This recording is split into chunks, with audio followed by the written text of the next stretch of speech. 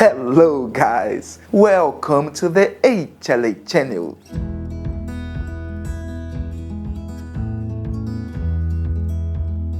In August 2022, we had in São Paulo City, Brazil, the conference of the Brazilian Society for Bone Marrow Transplantation, SBTMO, joined to the Brazilian Society for Histocompatibility and Immunogenetics, ABHI. ABHI offered a course before the conference about NGS, HLA typing by NGS. Vinicius Stellet, an expert from the Immunogenetics Laboratory of the National Institute of Cancer in Rio de Janeiro City, Brazil, talked about NGS data analysis for HLA genotyping. He kindly gave us a review of his talk. He pointed out 4 quality parameters we should take into consideration when learning and analyzing in our software, no matter what software we use in our lab: coverage, phasing, noise, and allelic balance. So Vinicius, tell us a little bit about this course offered by ABHI and give us a review of your talk. Na quarta-feira, quando nós começamos o congresso, a nossa ideia era falar sobre diversidade de métodos, de plataformas de NGS. E a gente sabe que hoje a gente tem uma quantidade muito grande de protocolos, de kits, de princípios, de softwares, que é a parte que eu mais gosto, e que a gente mais explora. Nós meio que dividimos em tópicos, Tive o prazer de dividir o espaço lá do workshop, a convite pelo pessoal da BH, com pessoas sensacionais, pessoas de destaque aí na área da BH, do HLA no Brasil. E aí começou lá com a Raquel, dando aquela base para a gente entender um pouco do que é necessário saber sobre HLA e Biomol, para a gente tentar entender um pouco dessa tecnologia que é o sequenciamento de nova geração. Depois veio o Samuel, que já deu o testemunho dele, falando sobre a parte de bancada, que ele entende muito bem. E aí sobrou para mim a parte do software, E aí o que a gente ia fazer? A gente tem tantos softwares tão bons e tão diversos no mercado, como falar de todos eles em meia hora? Eu tentei uma abordagem mais simples, que seria falar o que eu preciso saber para começar a aprender análise de dados de NGS, independente do software, independente da plataforma, do número de algoritmos, da abordagem que ele usa, independente do teu fabricante. E aí eu propus começar pelo básico, porque eu tive uma experiência muito recente de adotarmos um kit no nosso laboratório com o qual eu não tinha muita experiência. Então a minha ideia foi passar para o pessoal quais foram as perguntas que eu fiz para o especialista da empresa para tentar entender como aquele software funcionava. Então cada software tem um conjunto muito diverso de métricas de qualidade. Então não adianta você olhar para a tipagem HLA sem olhar para as métricas. A gente sabe que o software da Omnicom não é diferente disso, ele tem bastante métricas. Mas nesse rol de métricas, a gente tem 4 métricas de qualidade básicas, e foi nelas que eu foquei. Então se você quer começar a entender análise de dados, não adianta você começar a futucar o software. Você tem que tentar entender o conceito básico por trás dessas 4 métricas. Então a primeira é cobertura, e aí tem a ver com o número de leituras que você gera na sua corrida, por amostra, por locus HLA. E aí a cobertura tem a extensão de cobertura, que tem a ver com a abrangência do seu kit, quais os exons, quais os introns daquele gene HLA você está cobrindo, e a profundidade, que é aquela que é realmente mais importante, que varia muito de corrida para corrida, de gene para gene, de amostra para amostra. E aí nós abordamos, eu trouxe um exemplo lá mostrando no slide, regiões onde você tem profundidade de cobertura maior e onde você tem profundidade de cobertura menor. E as diversas métricas que aparecem de cobertura, mediana, média, cobertura mínima, cada software vai trazer isso de um jeito. E aí as perguntas que eu deixei, cada métrica eu trouxe, olha, faça essas perguntas para o seu fornecedor. Olha, pergunte para o seu fornecedor como que eu enxergo cobertura, como que o software sinaliza para mim que a cobertura está fora do padrão, como que eu vejo que a cobertura aqui está abaixo do que eu espero. Quais são os valores que seu software considera como minimamente aceitáveis e confiáveis. Então, cobertura. Depois disso, a gente foi falar de phasing. E phasing tem a ver com a relação entre as posições em heterozigose.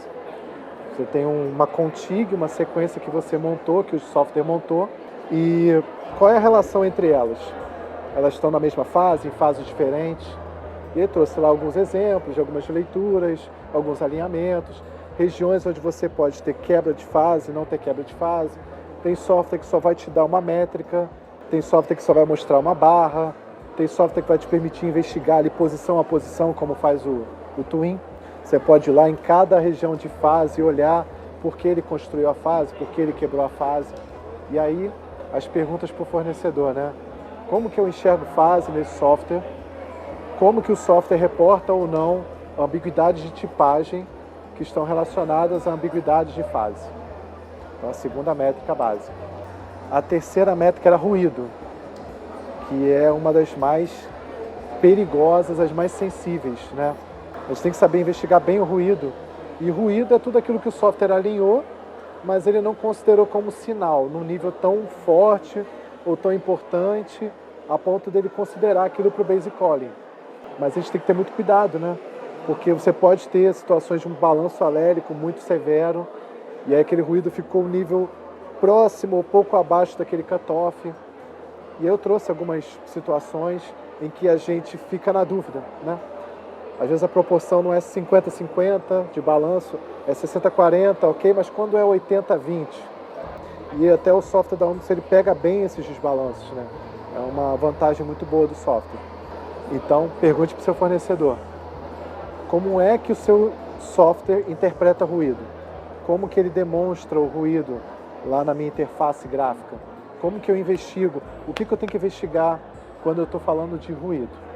Então, foi cobertura, extensão e profundidade, phasing, ruído e o último é balanço alérico.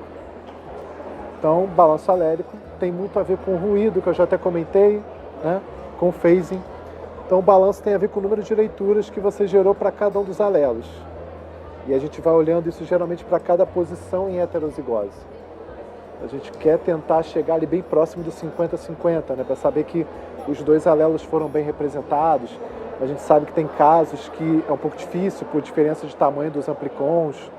Tem genes que são maiores, tem outros que são menores, alelos, né? Somente para DR. E para DQ tem sempre aquele desafio que ninguém sabe por quê. A quantidade de desbalanço alélicos é bem frequente, né? Desde a época do SSO. Então, assim, para resumir, como a gente consegue investigar o balanço alérico, né?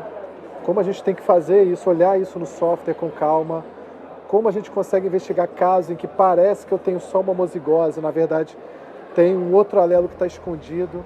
Então, basicamente foram essas 4 métricas. Depois da gente enxergar bem essas 4 métricas, aí a gente vai para os estudos de caso. Mas primeiro você tem que acostumar seus olhos o que é uma boa amostra. Então você vai pedir para o seu fornecedor, olha, me mostre um grande número de exemplos em várias tipagens diferentes, né, de amostras que tudo correu bem. Eu tenho boa cobertura, eu tenho boa fase, eu tenho um bom balanço alérico, o nível de ruído está aceitável. E aí então você passa para aqueles estudos de caso que acontecem normalmente. Então, casos de contaminação, que pode ser por manipulação de bancada, né? Pode ser realmente contaminação por outros genes, que é até um pouco raro de acontecer no Twin, que ele consegue filtrar bem isso. O outro tipo de caso que é bem frequente, que eu já até citei, que é de desbalanço alérico. Então, olha, quando acontece o desbalanço, como é que eu investigo? Como eu percebo, como eu investigo, como eu corrijo isso? Eu coloco mais reads, eu mexo aqui no cutoff, o que eu faço? Eu faço por outra metodologia. E o último caso, que é um pouco menos frequente, mas é muito importante, acontece como que eu enxergo um alelo novo. E todos esses 4 tipos de caso, o padrão, né, a contaminação, o desbalanço e o alelo novo, como que eu olho aquelas 4 métricas, como que elas se comportam? Cobertura, ruído, balanço alérico e phasing, nesses 4 cenários. Como que elas ficam numa amostra que está boa e como que elas ficam num caso de contaminação, de desbalanço alérico e de alelo novo. Então, basicamente, era esse o propósito da apresentação. Colocar aquelas regras assim básicas, né? Por onde você começa? Investigando essas 4 métricas e acostumando seus olhos a enxergarem cenários mais básicos em que você foge do seu padrão. E até a gente estava conversando aqui, falando com o Samuel, né? A mensagem final é que a gente não pode simplesmente ser um seguidor, né? Alguém que só copia, né? A gente tem que ser um estudante, procurar entender o que está acontecendo no software para aprender a se colocar de maneira crítica, né? E diminuir um pouco a insegurança que vem de uma tecnologia nova, né? Que é o sequenciamento de nova geração, para algo que é tão complexo ou mais, que é o HLA. Então, basicamente foi isso. Thank you, Vinicius. Remember it, guys. Don't be a follower. Be a student. Data analysis is another bench. And ask your vendor coverage, phasing, noise, and allelic balance. Pay attention on these quality parameters, guys. See you next time. Bye bye.